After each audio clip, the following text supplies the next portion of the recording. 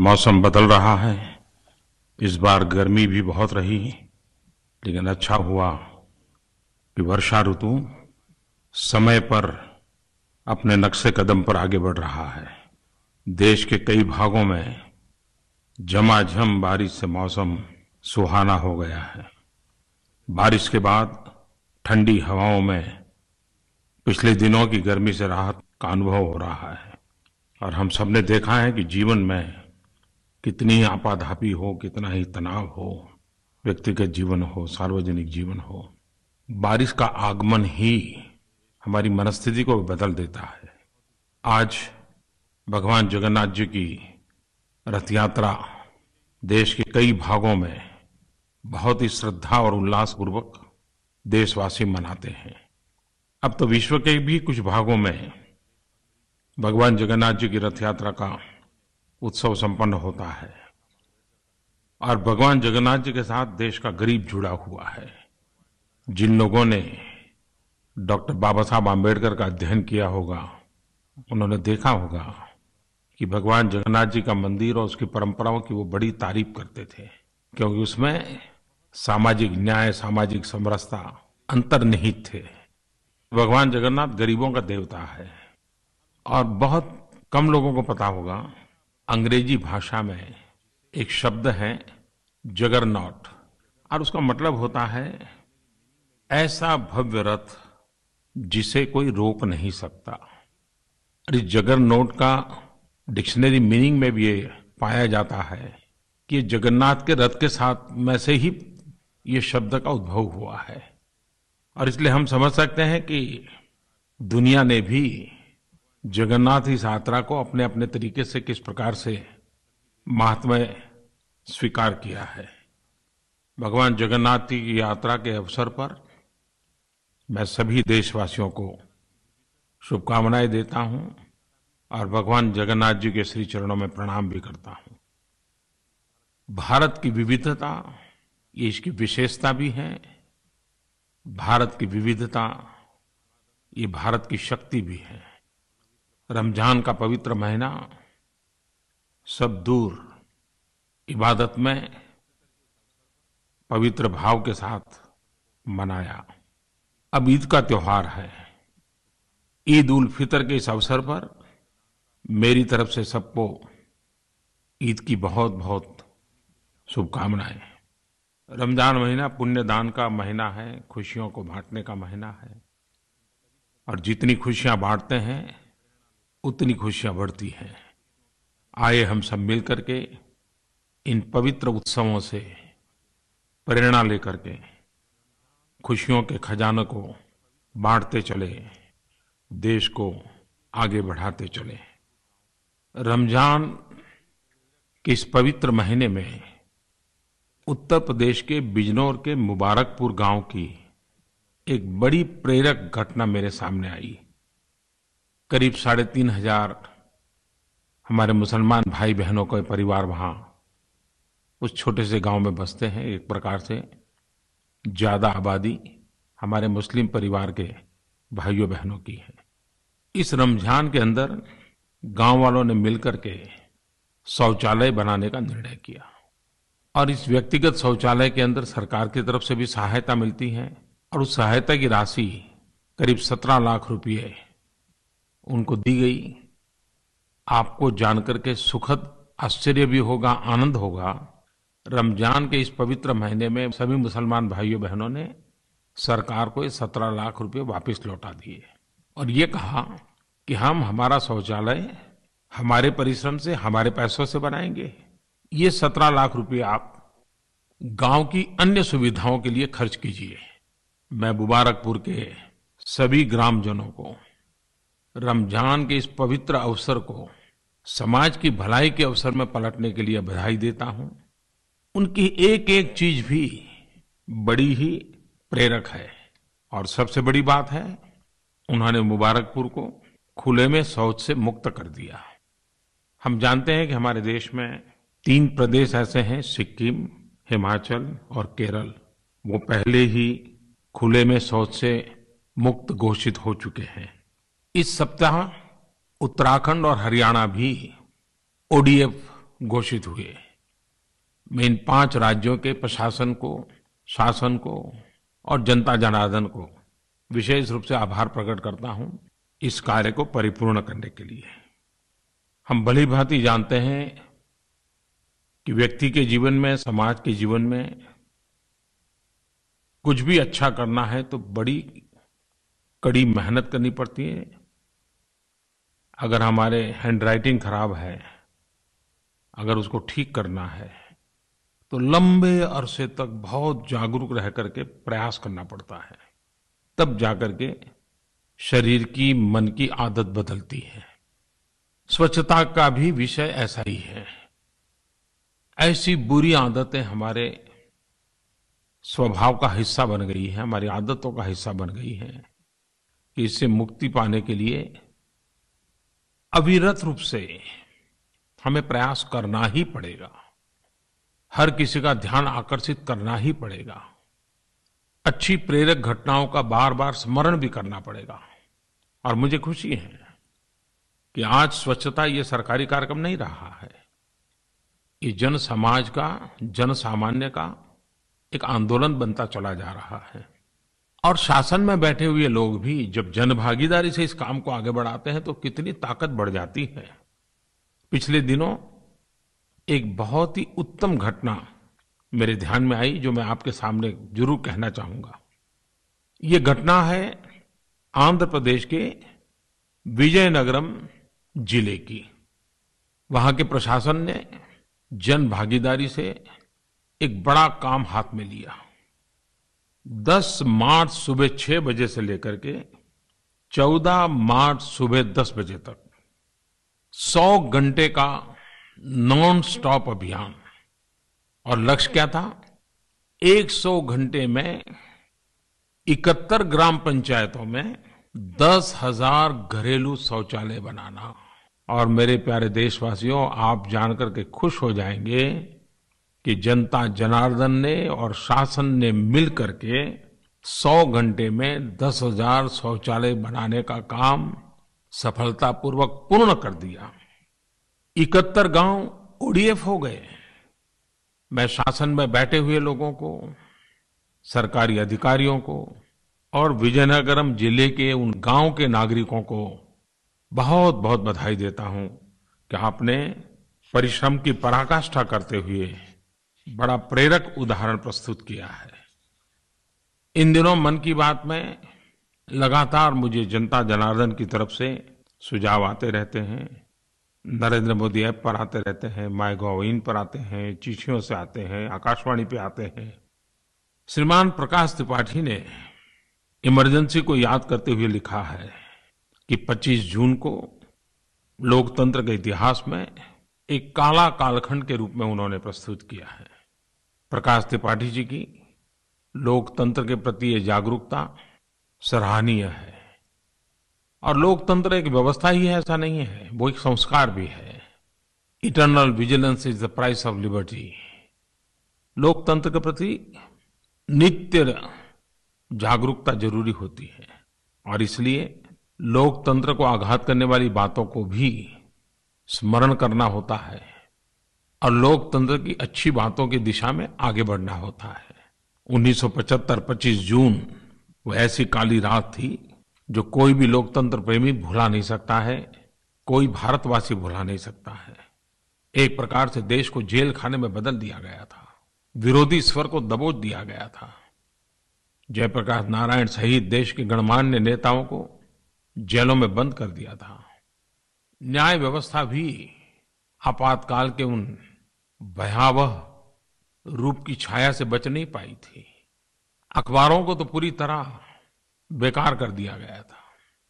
आज के पत्रकारिता जगत के विद्यार्थी, लोकतंत्र में काम करने वाले लोग उन काले कालखंड को बार बार स्मरण करते हुए लोकतंत्र के प्रति जागरूकता बढ़ाने के निरंतर प्रयास करते रहे हैं और करते भी रहने चाहिए। उस समय अटल बिहारी वाजपेयी जी भी जेल में थे। जब आपातकाल को 1 वर्ष हो गया तो अटल जी ने एक कविता लिखी थी और उन्होंने उस समय की मनस्थिति का वर्णन अपनी कविता में किया है।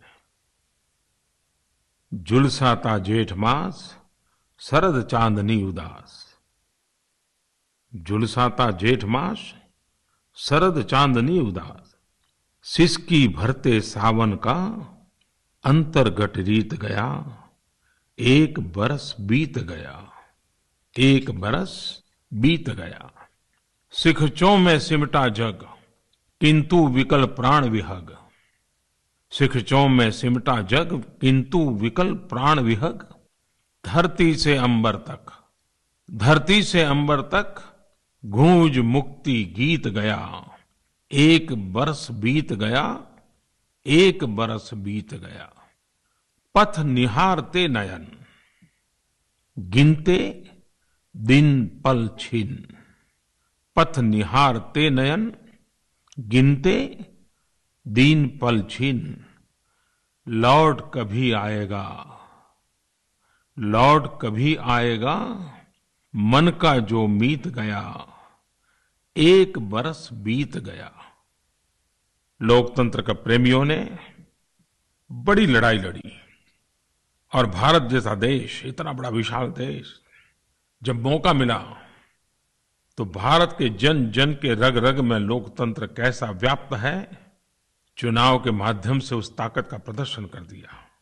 जन जन के रग रग में फैला हुआ ये लोकतंत्र का भाव, ये हमारी अमर विरासत है। उस विरासत को हमें और सशक्त करना है। मेरे प्यारे देशवासियों, हर हिंदुस्तानी आज विश्व में सर ऊंचा कर करके गौरव महसूस कर रहा है। 21 जून 2017 पूरा विश्व योगमय हो गया। पानी से पर्वत तक लोगों ने सवेरे सवेरे सूरज की किरणों का स्वागत योग के माध्यम से किया। कौन हिंदुस्तानी होगा जिसको इस बात का गर्व नहीं होगा? ऐसा नहीं है कि योग पहले होते नहीं थे, लेकिन आज योग जब एक धागे में बंध गए हैं, योग विश्व को जोड़ने का कारण बन गए हैं।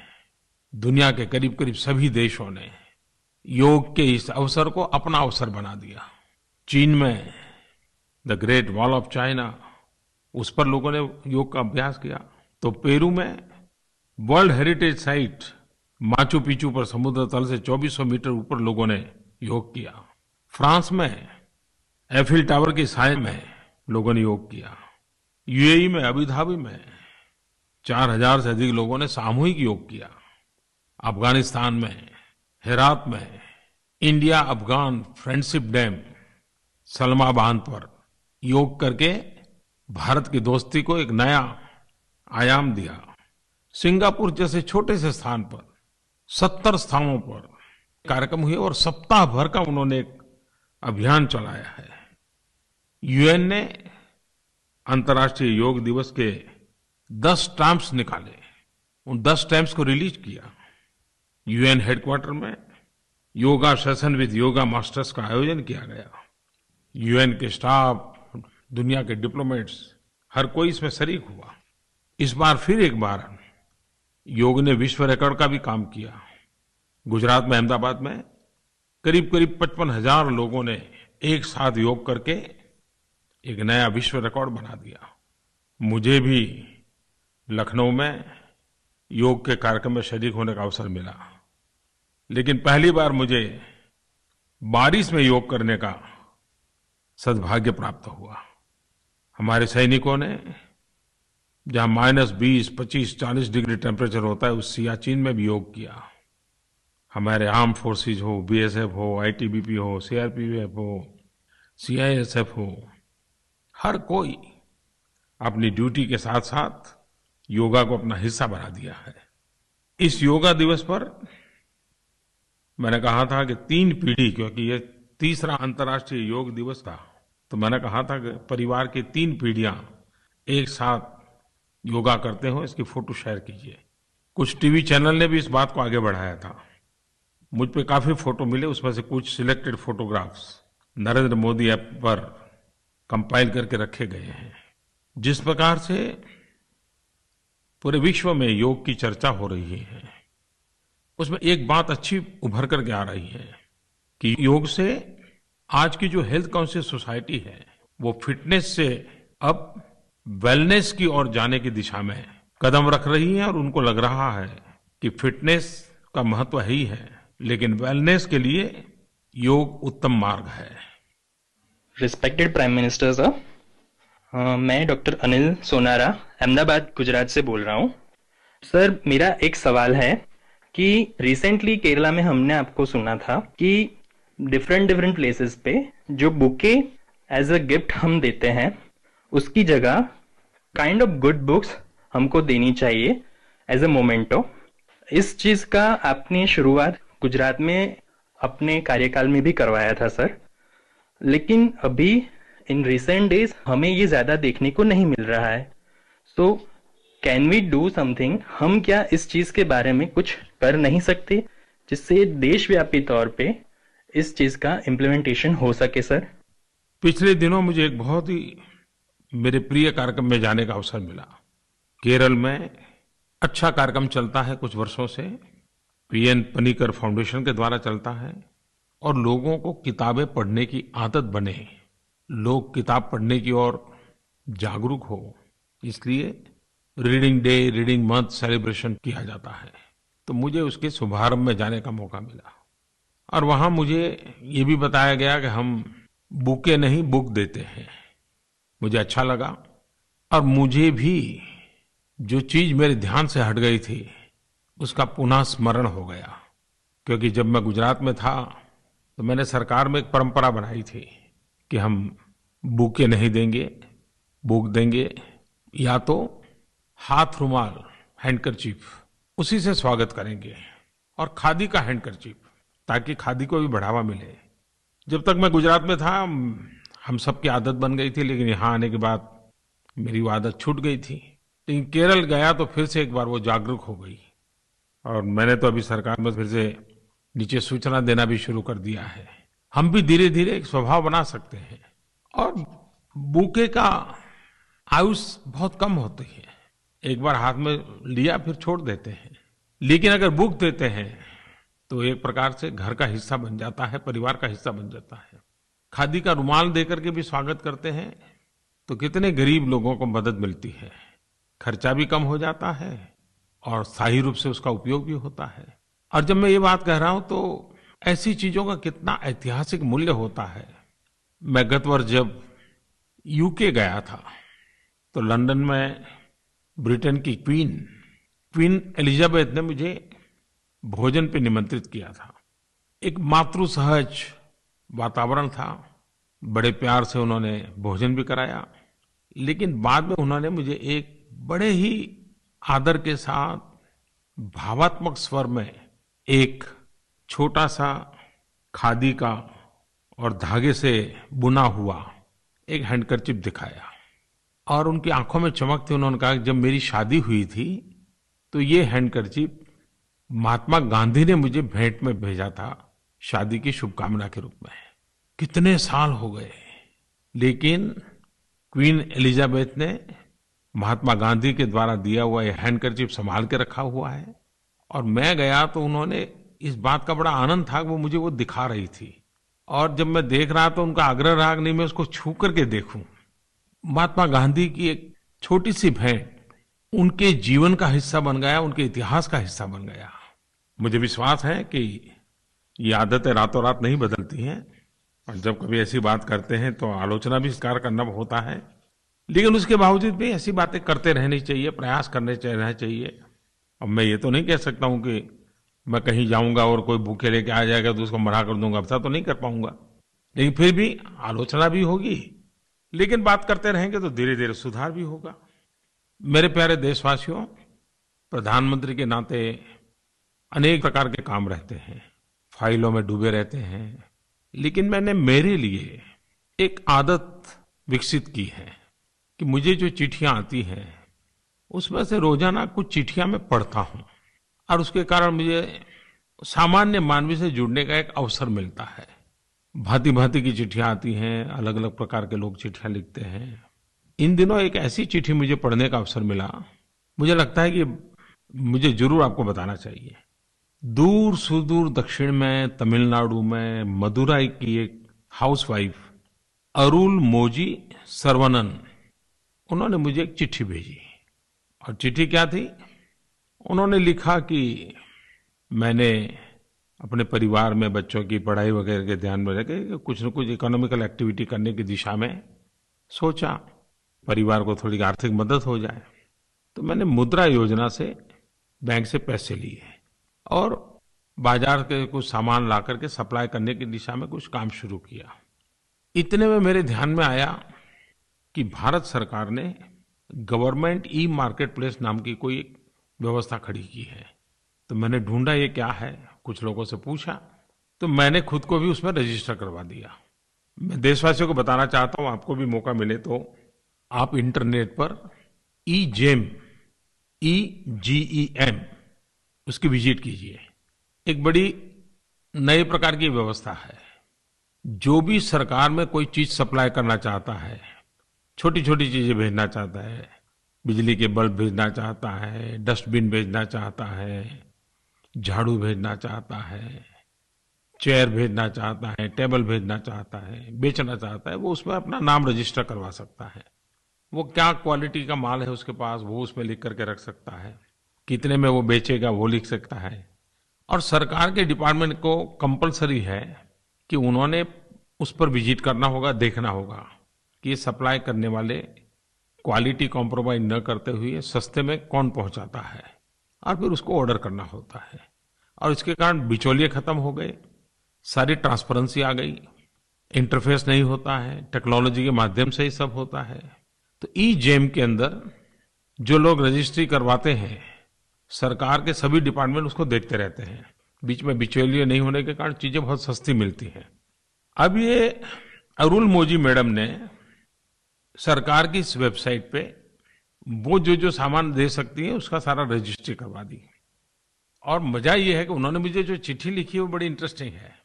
उन्होंने लिखा कि एक तो मुझे मुद्रा से पैसे मिल गए, मेरा कारोबार शुरू हो गया, EGEM के अंदर मैं क्या दे सकती हूँ वो सारी सूची रख दी, और मुझे प्रधानमंत्री कार्यालय से ऑर्डर मिला, PMO से।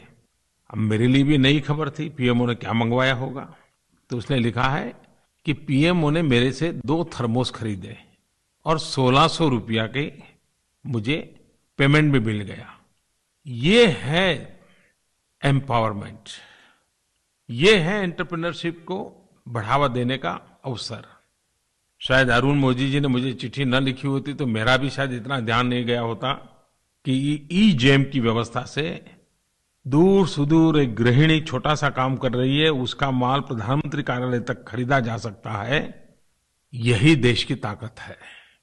इसमें ट्रांसपेरेंसी भी है, इसमें एम्पावरमेंट भी है, इसमें एंटरप्रेन्योरशिप भी है। Government e market place GEM मैं जरूर चाहूंगा कि जो इस प्रकार से सरकार को अपना माल बेचना चाहते हैं उससे ज्यादा से ज्यादा जुड़े। मैं मानता हूं minimum government and maximum governance का एक बेहतरीन उदाहरण है ये। और इसका लक्ष्य है मिनिमम प्राइस और maximum ease, efficiency and transparency. मेरे प्यारे देशवासियों, एक तरफ हम योग को लेकर के गर्व करते हैं तो दूसरी तरफ हम स्पेस साइंस में हमारी जो सिद्धियां हैं उसके लिए भी गर्व कर सकते हैं। और यही तो भारत की विशेषता है कि अगर हमारे पैर योग से जुड़े हुए जमीन पे हैं तो हमारे सपने दूर दूर आसमान की उन क्षितिजों को पार करने के लिए भी हैं। पिछले दिनों खेल में भी और विज्ञान में भी भारत ने बहुत कुछ करके दिखाया है। आज भारत केवल धरती पर ही नहीं, अंतरिक्ष में भी अपना परचम लहरा रहा है। अभी 2 दिन पहले इसरो ने कार्टोसैट 2 सीरीज सैटेलाइट के साथ 30 नैनो सैटेलाइट्स को लॉन्च किया।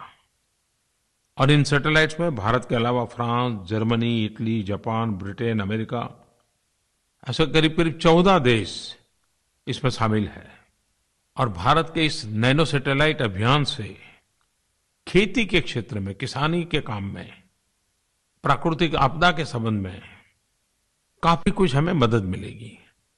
कुछ दिन पहले इस बात का हम सबको बराबर याद होगा, इसरो ने GSAT-19 का सफल लॉन्च किया था। और अब तक भारत ने जो सैटेलाइट लॉन्च किए हैं उसमें ये सबसे ज्यादा वजनदार हैवी सैटेलाइट है। और हमारे देश के अखबारों ने तो उसको हाथी के वजनों के साथ तुलना की थी। तो आप कल्पना कर सकते हैं कि कितना बड़ा काम अंतरिक्ष के क्षेत्र में हमारे वैज्ञानिकों ने किया है। 19 जून को मार्स मिशन के 1000 दिन पूरे हुए। आप सबको पता होगा कि जब मार्स मिशन के लिए हम लोग सफलतापूर्वक ऑर्बिट में जगह बनाई थी, तो पूरा मिशन एक 6 महीने की अवधि के लिए था। उसकी लाइफ 6 महीने की थी। लेकिन मुझे खुशी है कि हमारे वैज्ञानिकों के इस प्रयासों की ताकत ये रही कि 6 महीने तो पार कर दिए, 1000 दिन के बाद भी ये हमारा मंगलयान मिशन काम कर रहा है, तस्वीरें भेज रहा है, जानकारियां दे रहा है, साइंटिफिक डाटा आ रहे हैं। तो समय अवधि से भी ज्यादा, अपने आयु से भी ज्यादा काम कर रहा है। 1000 दिन पूरा होना हमारे वैज्ञानिक यात्रा के अंदर, हमारी अंतरिक्ष यात्रा के अंदर एक महत्वपूर्ण पड़ाव है। इन दिनों स्पोर्ट्स में भी हम देख रहे हैं कि हमारे युवाओं का रुझान बढ़ता चला जा रहा है। अब ये नजर आने लगा है कि पढ़ाई के साथ साथ खेलकूद में भी हमारी युवा पीढ़ी को अपना भविष्य दिखने लगा है। और हमारे खिलाड़ियों के कारण, उनके पुरुषार्थ के कारण, उनकी सिद्धि के कारण देश का भी नाम रोशन होता है। अभी हाल ही में भारत के बैडमिंटन खिलाड़ी किदाम्बी श्रीकांत ने इंडोनेशिया ओपन में जीत दर्ज कर देश का मान बढ़ाया है। मैं इस उपलब्धि के लिए उनको और उनके कोच को हृदय से बधाई देता हूं। मुझे कुछ दिन पहले एथलीट पीटी उषा जी के उषा स्कूल ऑफ एथलेटिक्स के सिंथेटिक ट्रैक के उद्घाटन समारोह में जुड़ने का अवसर मिला था। हम खेल को जितना बढ़ावा देंगे, स्पोर्ट्समैन स्पिरिट भी लेके आता है। खेल व्यक्तित्व के विकास के लिए भी बहुत बड़ी अहम भूमिका अदा करता है। ओवरऑल पर्सनालिटी डेवलपमेंट में खेल का महात्म्य बहुत है। देश में प्रतिभाओं की कोई कमी नहीं है। अगर हमारे परिवार में भी बच्चों को खेल की रुचि है तो उनको अवसर देना चाहिए। उनको मैदान में से उठा करके कमरे में बंद करके किताबों के लिए मजबूर नहीं करना चाहिए।